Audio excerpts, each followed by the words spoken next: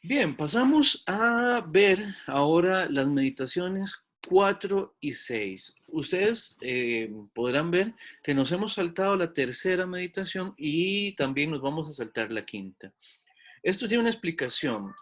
Como en el curso hemos seccionado temáticamente el problema religioso, perdón, el problema filosófico y metafísico sobre Dios para verlo al final como un tema aparte, como el tema de cierre del curso. Entonces, las meditaciones 3 y 5, que son las meditaciones a donde aparece el tema de Dios en este texto de Descartes, las dejamos para esa parte. De la misma manera que hemos relegado el libro decimosegundo de la metafísica de Aristóteles, así como dejamos a Anselmo de Aosta también para el final. También hemos dejado la última parte de Ente et Essentia para esa parte del curso, y también las vías, las 5 vías de Tomás de Aquino. De esa misma manera, de Descartes, las meditaciones 3 y 5 las veremos entonces, y de Kant también les haremos la indicación de qué leeremos en esa parte del curso. Por ahora, en la meditación tercera, en la meditación cuarta, seguimos con un tema que es importante en función del problema del problema epistemológico que Descartes está siguiendo en el texto de las meditaciones de filosofía primera. Esto va a ser importante porque recuerden que el texto, siendo de filosofía primera, siendo de metafísica, también tiene ciertas preocupaciones de índole epistemológica, ¿verdad? Ya hemos visto algunas cosas. De hecho, la primera aparición de Dios en el texto es en la primera meditación, pero desde una perspectiva epistemológica. Es un supuesto epistemológicamente curioso, por lo menos, según el cual Descartes decía que Dios, por ser bueno, no va a permitir que nosotros nos engañemos. Ustedes recordarán esa parte. Y contraponía a Dios la figura esta del genio maligno, que podría engañarnos eventualmente y que podría, pues obviamente, no hacernos no llegar a los conocimientos claros y distintos que vimos en la clase pasada. Eh, Vamos a ver, la idea de este genio maligno, partamos de ahí un momento simplemente para retomarlo a partir del problema de la certeza. La idea de este genio maligno es que si nosotros hiciéramos la suposición de que hay por ahí un ente de tal calaña que quiera engañarnos, que quiera hacernos caer en error y hacer que nuestro conocimiento del mundo no fuera adecuado en relación con lo que las cosas son, la garantía que Descartes saca en su pensamiento, en su propuesta, es la garantía de Dios. Pero aquí Dios, por ahora, no lo vamos a ver dentro de una propuesta meramente teológica, sino como un postulado epistemológico. Hay una seguridad epistemológica. Dios es garante, primero, de que hay certeza, de que hay verdad, de que la verdad y la certeza son posibles. Y además, a partir de su buena voluntad, además de que es un Dios bueno, Dios no permite que nos engañemos. Esto, decíamos, es epistemológicamente curioso porque realmente, si ustedes lo ven bien, y al menos yo suscribo la tesis de que lo que está tratando de explicar en relación con lo epistemológico, Descartes hasta este momento, bien se podría sostener sin la necesidad de recurrir al expediente de lo divino, ¿verdad? Porque Dios tiene que ser garante de la verdad en última instancia. Pero bueno, esa es la manera en que Descartes lo resuelve. En algún momento Descartes habla así precisamente entonces de ese, lo dice lindísimo, dice un genio depravado, ¿no? Que trata de engañarnos, pero en ese sentido, bueno, sabemos que Dios sería fuente última de la verdad y, bueno, por ahí después veremos que también tiene que ver en algún sentido con la perfección. Entonces, vamos a ver. Dios va a aparecer de nuevo en, en la explicación de la meditación cuarta, precisamente porque tenemos que entender cómo es que se propicia el error. Ya hemos dicho que no es Dios el que lo causa, pero vamos a ver cómo es que Descartes introduce a Dios en este esquema, ¿verdad?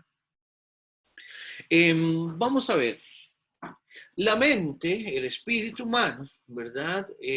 Ya habíamos dicho como punto de partida que para Descartes es más fácil conocer la mente y es más directamente cognoscible la mente, el espíritu, que el cuerpo. Cuando Descartes decía, pienso, luego existo, entendemos, a partir del hecho de pensar, me es evidente que existo como ser pensante. A partir de cualquier acción que tenga que ver con pensamiento alguno, es evidente que como ser pensante existo. En cambio, todas las características que son corporales, en última instancia remiten o bien a conocimiento que es no necesario. Por ejemplo, todo lo que tiene que ver con las circunstancias del cuerpo son accidentales a lo que yo soy. Ya lo habíamos visto, por ejemplo, estar sentado, estar de pie, estar en movimiento, estar quedito, ya, tener una figura o tener otra, cambiar la figura, ¿ya? Todo eso es contingente para Descartes. En cambio, nada de lo que tiene que ver con el pensamiento es contingente. ¿Por qué? Porque el ser pensante es directamente todo lo que está relacionado con el ejercicio del pensamiento. Entonces, en ese sentido, la idea del espíritu humano, de la mente, es más clara que la del cuerpo. ¿Se acuerdan de esto, de la claridad? La claridad era aquella característica que tenía el contenido de conocimiento que nos era evidente solo con el hecho de prestar algo de atención sobre ella. En ese sentido, es más clara la idea de mente, dice Descartes, la idea de espíritu. Por lo tanto, una vez que prestamos atención, nos es más cercana, podemos decir. Nos es más inmediatamente conocida y por lo tanto el conocimiento que generamos de ella es muchísimo más seguro que el conocimiento que generamos del cuerpo y a partir del cuerpo. Vamos a ver también que el conocimiento que generamos, no solo de la res cogitans, o sea, no solo de la mente, no solo de la razón, sino a partir de ella, o sea, el conocimiento que generamos con la razón es para Descartes muchísimo más seguro que el conocimiento que generamos del cuerpo y con el cuerpo. ¿Se entiende esta distinción? Sí. ¿Alguna pregunta? Bien. Entonces, vamos a ver. Descartes va, o mejor dicho, consideramos a Descartes uno de los representantes antonomásicos de lo que vamos a llamar racionalismo. Y es precisamente a partir de esta distinción epistemológica según la cual conocemos de manera más directa y más certera lo que tenga que ver con la mente, lo que derivemos de la mente y lo que construyamos con la mente. Conocemos de manera más directa lo que se relaciona con esa res cogitans que con cualquier otra fuente de conocimiento, que en el caso de Descartes, esa otra fuente de conocimiento con la que estamos contrastando a la mente es el cuerpo. Por lo tanto, los sentidos y todo lo que tenga que ver con la percepción sensorial. Esto es, insisto, lo que hace que Descartes lo podamos calificar como un racionalista. El racionalismo va a ser esa corriente, esa escuela de pensamiento en la cual se considera que el conocimiento que generamos parte de manera primordial de la razón. Se consigue de manera primordial con la razón. La razón es el instrumento el instrumento que genera el conocimiento. Hay conocimiento corporal, efectivamente, hay conocimiento corporal para un racionalista, pero el conocimiento corporal está supeditado a una razón que lo organice, a una razón que lo ponga en orden, a una razón que en última instancia saque en limpio lo que conocemos. Por eso es que el criterio de conocimiento más importante jerárquicamente para cualquier racionalista va a ser precisamente la razón. Todo lo demás estará supeditado a la razón como fuente última del conocimiento. Larsen pregunta, ¿cuál sería un ejemplo de conocimiento a partir del cuerpo? Larsen, en este sentido, cualquier información sensorial sería un ejemplo adecuado. Por ejemplo, vamos a ver los colores que hay en este momento en la presentación en pantalla. Esos los captamos por medio del cuerpo, por medio de los aparatos sensorios, por medio de los sentidos, ¿verdad? La sensación que tenemos por ejemplo, yo en este momento estoy sentado en la famosa silla de la que les he hablado todo el semestre, estoy sentado en ella. Bueno, pues yo tengo una información sensorial de la silla, ¿ya? ¿Cómo les digo? Siento el respaldo, ¿ya? Siento también el asiento y siento las patas contra mis pies en este momento, ¿verdad? Esto lo que quiere decir es que el cuerpo está recabando, está haciendo un acopio de información. Ese acopio de información es empírico, pero está organizado en última instancia por la razón. Y es la razón la que conjunta todo eso y nos permite generar adecuada y en última instancia, adecuadamente y correctamente lo que estamos conociendo. Sí, Larsen. Perfecto.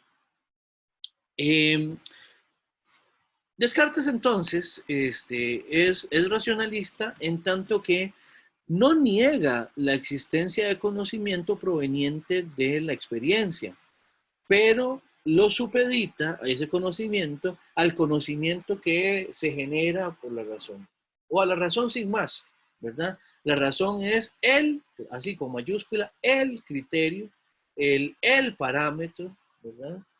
A partir del cual el conocimiento es posible en esta corriente, en el racionalismo. Entonces, volvemos. ¿Qué es una razón? Es esa cosa que piensa. Como les decía, la razón, en tanto que cosa que piensa, en tanto que cosa inextensa, ¿ya? No tiene ni longitud, ni ancho, ni profundidad, ni ninguna característica que tienen las cosas corporales. Las cosas que existen, por así decirlo, de manera tangible, que es otra manera de entender esta contraposición entre una mente y lo corporal. Ahora, vean que el asunto, y esto también lo expresa Descartes en el discurso del método, es que esta razón todo el mundo la tiene, ¿ya? O sea, todos tenemos una razón, pero no la usamos de la misma manera ni todas las personas, ni en todos los momentos. Y a partir de esa diferenciación en el uso es que surge el error. Y el error se propiciará, según la teoría de Descartes, precisamente porque nosotros, por nuestra escala de existencia, como nosotros no somos seres infinitos, por nuestras limitaciones, entonces propendemos al error. O sea, tenemos una tendencia que nos lleva a errar, a fallar. Si fuéramos dioses, si fuéramos seres infinitos, no tenderíamos a equivocarnos, ¿verdad? En ese sentido, Dios como perfecto, ¿verdad? Pues obviamente no comete errores, ¿verdad? Dios como ser ilimitado, pues no comete errores, ¿verdad? Y eso hace que en la explicación de Descartes el error sea completa responsabilidad de los seres cognoscentes, de seres cognoscentes limitados. ¿Se entiende esta parte? Sí. ¿Preguntas o comentarios? Creo que una pregunta, si la razón es lo que piensa y lo que piensa por definición es, entonces la razón es un ser para Descartes. Es un ser, sí, claro. En Descartes, en la clase pasada hablábamos de la dualidad, de sustancias en Descartes. Esto lo que quiere decir es que existen sustancias, o sea, son efectivamente cosas, de dos índoles que no se reducen la una a la otra. Por un lado, una mente, que es un ser, es un tipo de seres, y por otro lado, los seres corporales. Entonces sí, efectivamente, son seres con todo derecho. Bien, entonces, ¿yo soy mi razón o no? ¿Sí? Ah, sí, sí, sí, porque me chocó mucho eso de decir que la razón es un ser y yo no soy la razón. Sí, no, pero ya, muchas gracias. Hasta luego. Y en ese sentido, vean que en Descartes, ¿se acuerdan la pregunta que yo les hacía la vez pasada de si somos o si tenemos un cuerpo?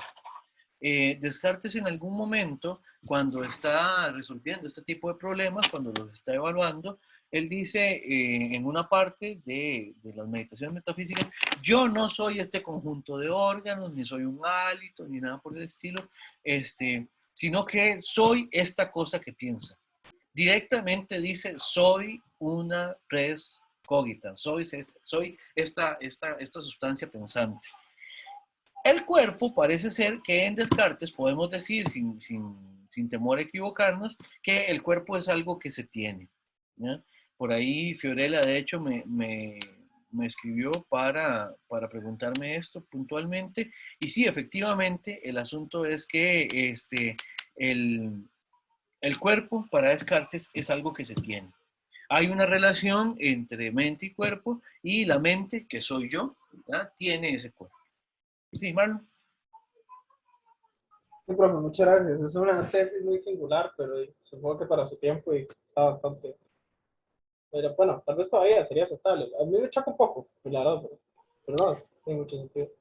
Vamos a ver, te lo pongo así, es una tesis que no, realmente no es propiamente hablando moderna, esta dualidad entre mente y cuerpo. Ya esa distinción entre mente y cuerpo como seres distintos, uno la puede encontrar, vamos a ver, algunas propuestas, bueno, en los antiguos, ya en Platón y en Aristóteles, uno encuentra la distinción entre alma y cuerpo, ¿verdad? El cristianismo, por ejemplo, hicieron mucho uso de esta distinción entre alma y cuerpo como dos cosas distintas. Y la filosofía moderna, pues también, en el caso de Descartes, suscribe esta distinción, esta dualidad entre alma y cuerpo como dos cosas separadas, distintas entre sí. Sí, man. Ok, profe, muchas gracias. Ahora, me llama la atención que digas que te parece extraño, porque más bien es una noción que en nuestro entorno cultural está súper aceptada, más bien. La gente como que parte del hecho de que eso es así. O sea, somos, no sé, el cuerpo, bueno, y no solo en nuestro entorno cultural, en muchos entornos. El cuerpo es la prisión del espíritu, el espíritu sobrevive al cuerpo, hay vida después de la vida y cosas así por el estilo. Eso lo que nos establece es una distinción bastante clara y distinta, diríamos con Descartes, entre cuerpo y alma, cuerpo y mente, cuerpo y espíritu, que yo creo más bien que es lo más habitualmente aceptado bueno, en una diversidad cultural bastante grande, entre ellas en nuestro entorno cultural. Es bastante habitual. Ah, no, no, no, sí, no, no me refiero a extraño como a desconocido, sino extraño a que suena feo eso, decir que no tengo, o sea, no soy un cuerpo, sino que poseo un cuerpo. Pues, sí. Que lo poseo. Tal vez es un poco materialista, pero sí. O sea, lo que yo estoy diciendo, no lo que descarto, lo que yo estoy diciendo que tal vez es un poco materialista, pero Comprendo, comprendo. Sí, comprendo mejor gracias, ahora. profe. Con mucho gusto, ¿no? Con mucho gusto. Ahora vamos a ver. Entonces, el error, como decíamos, tiene que ver con nuestras propias limitaciones. ¿Ya? Descartes va a explicar el error como algo propiciado a partir de un par de facultades. Vamos a entender facultad como aquella cosa, en el caso epistemológico, como una capacidad, ¿verdad?, que nos permite hacer algo. Por eso es que la palabra facultad, desde el punto de vista epistemológico, guarda todavía cierta relación con la palabra facultad en el sentido de aquello que me permite hacer otra cosa, ¿verdad? Por eso es que en la palabra facultad o facultativo o facultado, como sea, se utiliza en ese término, ¿verdad? Estoy facultado para hacer tal cosa. Es que es posible que yo haga eso por alguna razón. En el caso de Descartes, desde el punto de vista epistemológico, vamos a tener dos facultades que permiten el error, que lo propician, que lo hacen posible, ¿verdad? Que es la facultad de conocer, que todo ser humano la tiene, es una capacidad que tenemos para conocer las cosas, y luego también la facultad de elegir, ¿verdad? En el sentido de que para Descartes, nuestra capacidad de conocimiento, una vez que la utilizamos de manera limitada, porque somos limitados, eso abre la posibilidad para la existencia del error.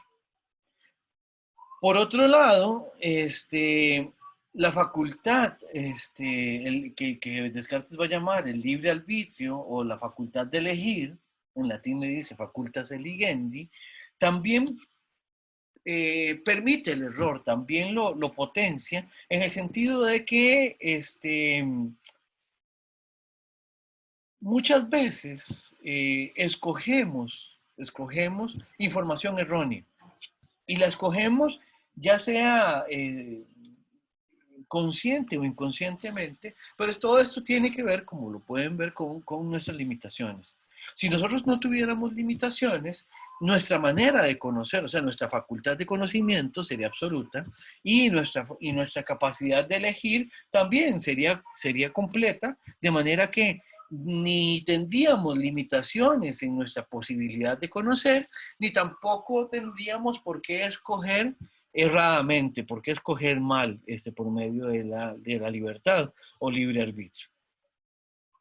Y esto tiene que ver con que nosotros, que somos estos tipos de seres, como les digo, que somos limitados, por un lado, ya lo he dicho, no somos Dios, que Dios es el ser que Descartes considera la absoluta completud, ¿verdad? A donde no hay absolutamente ningún error. Y no somos eso, pero tampoco somos lo absolutamente opuesto a Dios, o sea, lo absolutamente apocado. En ese sentido, Descartes contrapone a Dios y a la nada como dos extremos y nos pone a nosotros en el medio, como seres que efectivamente existimos, por eso no somos nada, ¿verdad? Pero que no existimos de manera ilimitada, por eso no somos Dios. Y el estar ubicados en ese lugar intermedio que hay entre la nada y Dios es que, según Descartes, se propicia precisamente el error. Es precisamente el existir entre esos dos extremos lo que hace que nosotros pues tendamos, ¿verdad?, a cometer errores en última instancia.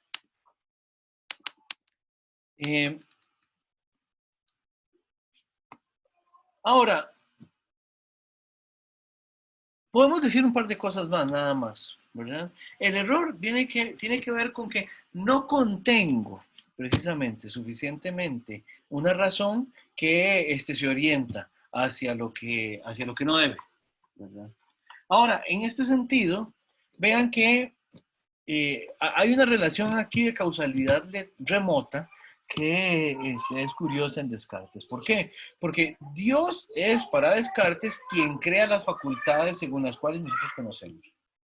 Ahora, esas facultades que nos ha dado Dios para Descartes son las que hacen posible el error. Entonces, Descartes trata de sacudir un poco a Dios como causante último del error, en el sentido de que él dice, Dios causa las facultades con las cuales nosotros después vamos a causar el error. Pero la responsabilidad es completamente nuestra para Descartes, ¿verdad? El error es completamente, está completamente relacionado con nosotros seres finitos que utilizamos de una manera limitada y errónea. Por lo tanto, nuestras facultades de conocer, nuestras capacidades de conocer. Bien, no sé si tienen alguna pregunta a propósito de esta manera de entender el error. Todo clarísimo. Todo claro, creo. Bien, seguimos entonces. Bien, en la meditación 6 vamos a tratar de ver con Descartes ciertas, ciertas referencias a que ciertamente la mente es aquello que conocemos de manera prioritaria, de manera más importante, sin lugar a dudas para Descartes, ¿verdad? En ese sentido, una vez que contraponemos nuestra división, perdón, las sustancias que intervienen en nosotros como contrapuestas, entiéndase, nuestro cuerpo y nuestra mente, tenemos que justificar precisamente el hecho de que podamos estar seguros o seguras de que efectivamente las cosas materiales existen. Porque aun cuando del cuerpo no generamos conocimiento absolutamente seguro ni inmediato, como decía Descartes en la primera meditación, efectivamente tenemos conocimiento claro y distinto de la existencia de los cuerpos. Vamos a ver qué quiere decir este tipo de cosas. Ahora, vamos a ver. El cuerpo es algo distinto de la mente. Y aunque no se identifique con ella, efectivamente, del cuerpo y de los cuerpos tenemos ideas claras y distintas. ¿Por qué? Porque claramente yo sé que cuando estoy sentado, claramente una vez que yo pongo atención, yo detecto lo que pasa, la interacción que hay entre mi cuerpo y la silla en la que estoy sentado. ¿Ya? Si no fuera así, ven por ejemplo, yo acabo de cambiar de lugar, empecé la clase sentado en mi silla y ahora estoy de pie. Me traje la computadora para acá sobre un mueble donde la suelo poner cuando doy clases de pie. Si yo no tuviera una idea clara y distinta de los cuerpos que están aquí conmigo, por ejemplo, de la biblioteca sobre la cual puse la computadora y de la computadora misma como una cosa extensa que está ahí, yo no podría efectivamente planificar y llevar a cabo la acción de traerme la computadora y ponerla encima de la biblioteca, en este caso de cualquier otro mueble o de cualquier otra cosa sobre la cual la pusiera.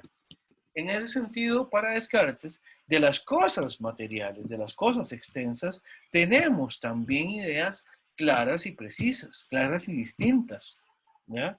Y a partir de ahí sabemos que podemos tener conocimiento de las cosas. ¿Ese conocimiento puede ser limitado? Sí, es correcto. ¿Por qué? Porque es un conocimiento que en última instancia remite a lo sensible. Pero aún así podemos tener efectivamente este conocimiento de la cosa, ¿ya? Por ejemplo, vean acá lo que dice Descartes en alguna parte de la meditación sexta. Hay ciertas cosas que se hacen gracias al cuerpo. Por ejemplo, desplazarse. Por ejemplo, estar de pie. Por ejemplo, estar sentado. Por ejemplo, no sé, estar en un lugar y no en otro, ¿verdad? Todo eso están unidos a una sustancia, en este sentido, a una cosa extensa, ¿verdad? Además, es evidente que las cosas extensas ejercen algún tipo de influencia sobre nosotros, sobre nosotras. Por eso es que nosotros, al percibir las cosas, ¿verdad? Evidenciamos que hay una interacción entre las cosas y nosotros. Y a partir de ahí podemos generar clara y distintamente el entendimiento de que efectivamente las cosas extensas existen y se pueden relacionar entre sí. ¿Se entiende esto?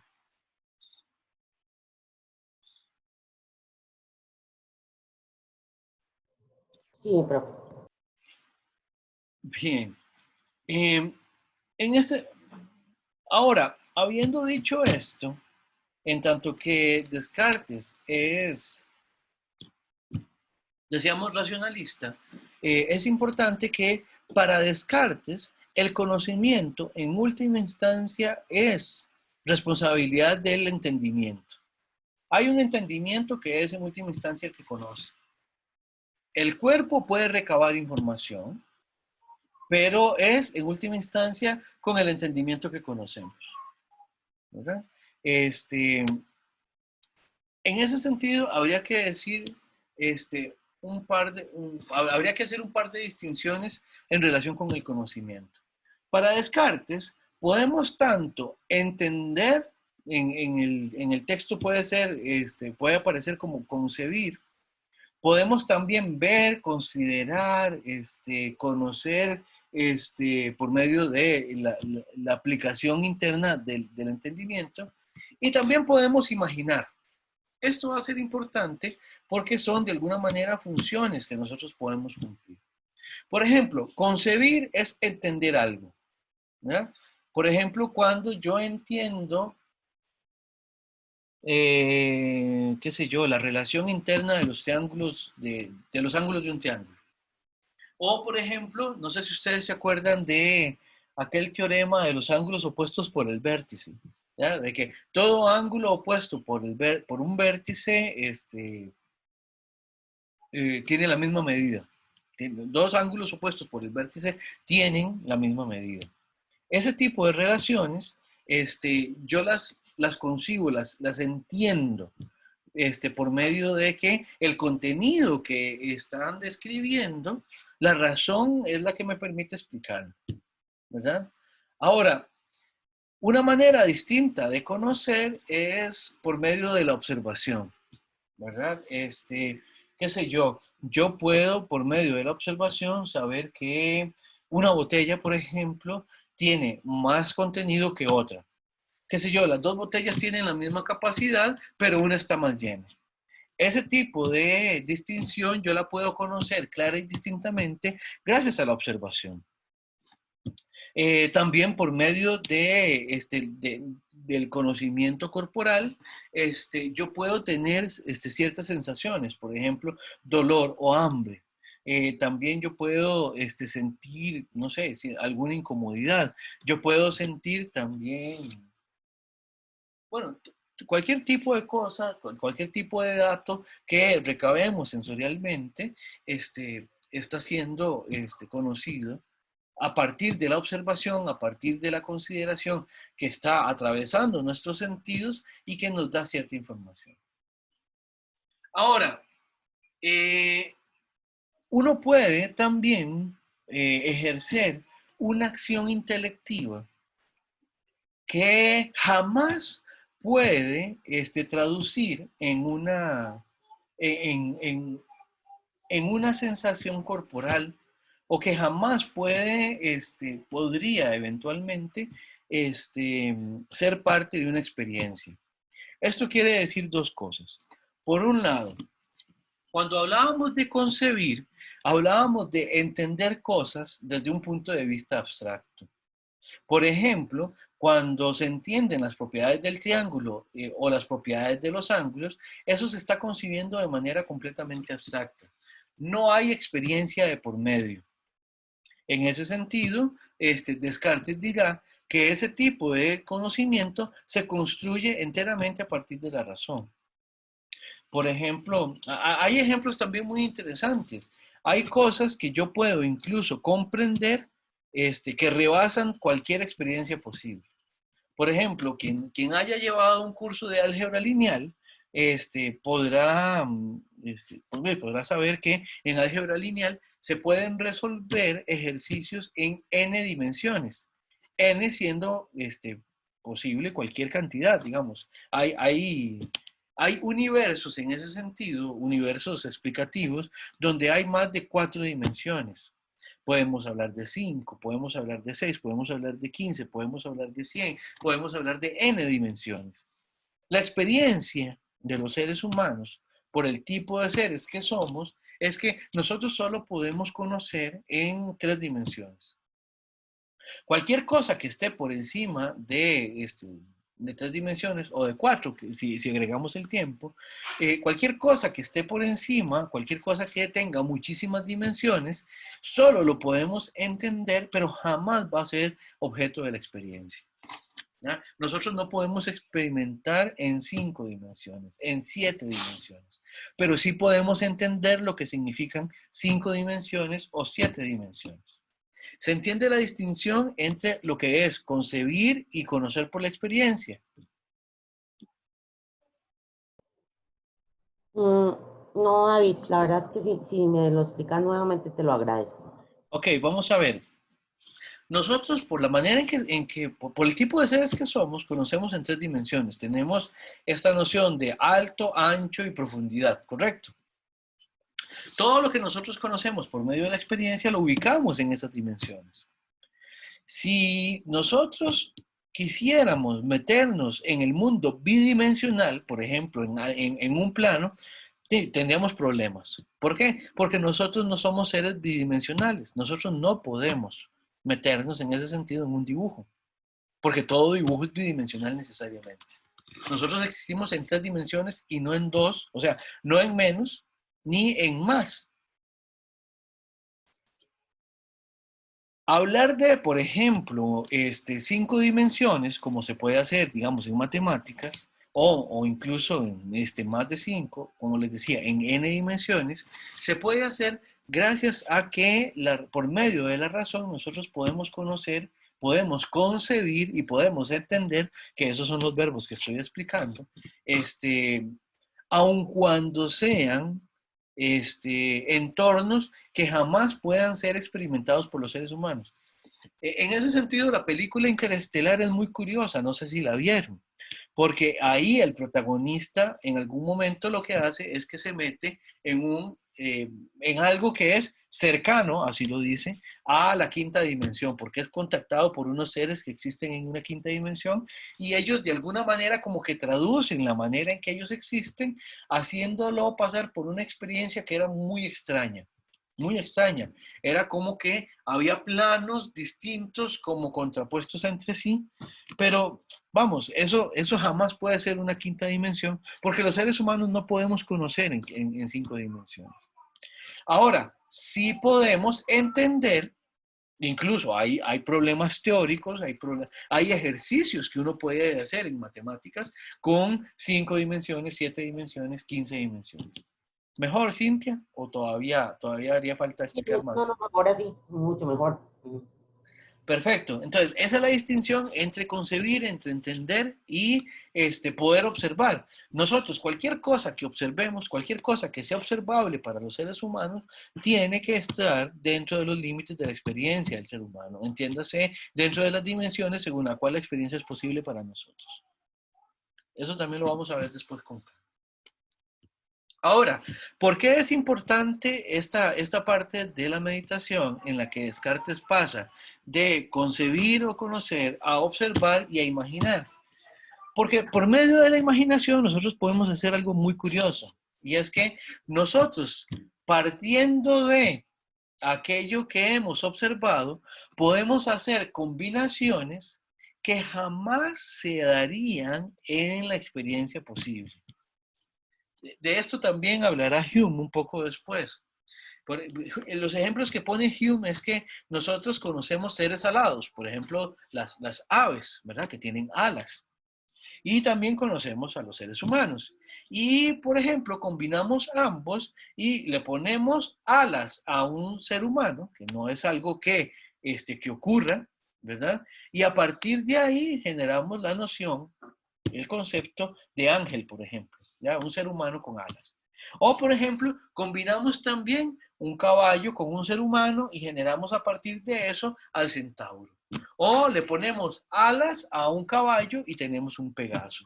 O le ponemos un cuerno a un caballo y tenemos un unicornio. Eso lo hacemos gracias a la imaginación. Eso lo permite hacer la imaginación.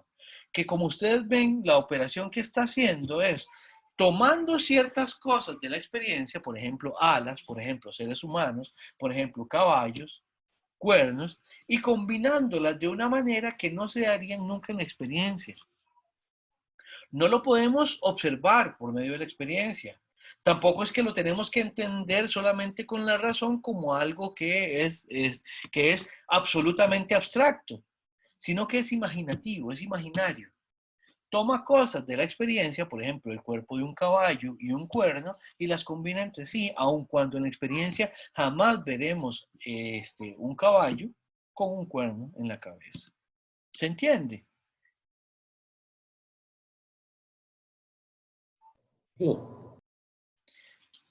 Marlon pone en el chat una pregunta que es que si esos límites de los que se habla vienen por el cuerpo, que sin el cuerpo podríamos conocer todo lo demás o al menos una parte. Para Descartes, efectivamente, nosotros podemos conocer cosas sin el cuerpo. O sea, todo lo que tenga que ver con aquello que conocemos sin mediar la experiencia, para Descartes es parte de lo que se concibe o se entiende por medio de la razón. Todo lo que sea, por ejemplo, las propiedades geométricas de los cuerpos geométricos, las propiedades de los cuerpos geométricos, todo lo que sea conocimiento abstracto, se conoce solamente por la razón, sin que medie el cuerpo. El cuerpo interviene cuando lo que vamos es a conocer aquellas cosas de las que podemos tener experiencia. El cuerpo interviene en todo aquel conocimiento que recabamos tangiblemente. ¿Se entiende, Marlon? Profe, eso no es un rasgo medio platónico. Me suena mucho como a Platón ahí. ¿O no? Vamos a ver, es que la diferencia sería que para Platón, incluso las cosas que conocemos por medio de la experiencia remiten en última instancia a una idea que se puede conocer solamente por la razón. En el caso de Descartes, no. La razón es el instrumento mediante el cual conocemos en última instancia, pero hay ciertas cosas cuyo contenido es completamente y únicamente abstracto, por ejemplo, los conceptos, los números, esos son solamente abstractos, pero las cosas de la experiencia, aun cuando las conocemos con la razón también, interviene en la experiencia la parte corporal. Entonces, no sería platónico en ese sentido, Mar. Ah, ok, sí, no. No, muy interesante, sí, es que me da problema eso de conocer mediante el cuerpo, porque supongo que Descartes pensaba a Dios sin cuerpo, y entonces nosotros estaríamos más cerca de Dios sin cuerpo. Y por eso es que le pregunto por si podríamos conocerlo todo, porque entonces seríamos, si no tuviéramos cuerpo, seríamos Dios. Me parece muy problemático eso. No, no necesariamente, no necesariamente. ¿Por qué? Porque nosotros somos mente. Para Descartes nosotros somos mente, pero nosotros no podemos entender todo. Hay cosas que exceden nuestra capacidad.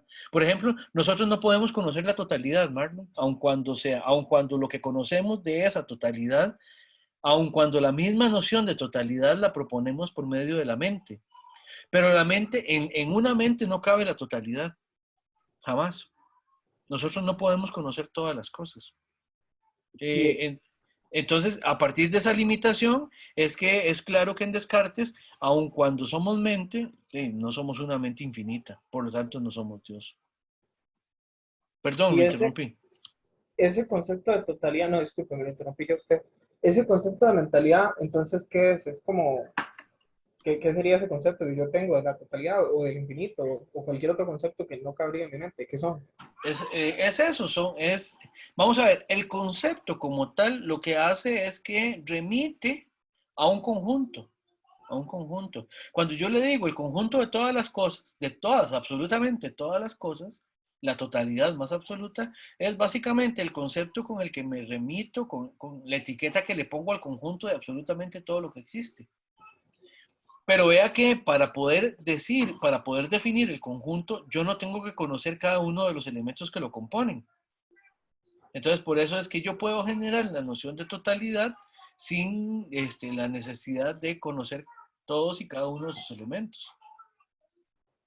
Ah, ok, sí, muchas gracias, profe. Es que me conflictaron un poco las consecuencias lógicas de asumir que nosotros cerramos por el cuerpo. Muchas gracias. ¿Y nosotros qué, perdón?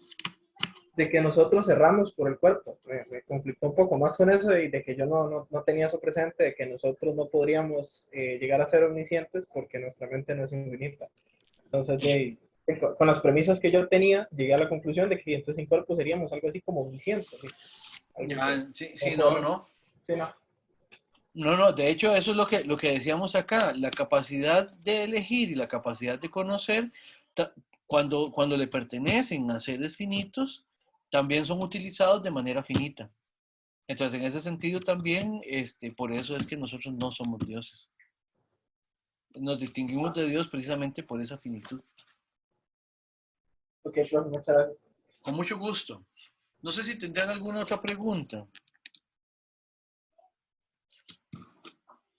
Bien, en algún momento Descartes habla de que en el cuerpo, entre cuerpo y mente hay una relación muy estrecha, no es solamente como un conductor de un carro, por decirlo así. Descartes habla de un piloto en un navío, porque la distinción entre el piloto y el navío es que, bueno, el navío podría eventualmente sufrir mucho daño y el piloto estar completamente indemne. En el caso de la relación entre cuerpo y mente, esa relación es muchísimo más estrecha. Y es evidente que si destruimos el cuerpo, también hay consecuencias muy fuertes en relación con la mente que está pensando, pero relacionada con ese cuerpo. El problema después con Descartes va a ser que no explica bien, no explica adecuadamente cómo es que interactúa. Bueno, sí, pues sí trata de explicarlo, pero no es del todo, no es del todo convincente. ¿Cómo es que interactúa la mente con el cuerpo? ¿Cómo es eso posible? Este, pero bueno, básicamente esa relación es importante para Descartes, de cómo es que de alguna manera la mente está en el cuerpo. Bien, si no hay alguna pregunta sobre las meditaciones 4 y 6, podríamos quedar aquí en relación con las meditaciones metafísicas en esta primera revisión. Así que, habiendo dicho eso, podríamos ir a hacer la pausa de rigor de los 10 minutos de descanso de pantalla.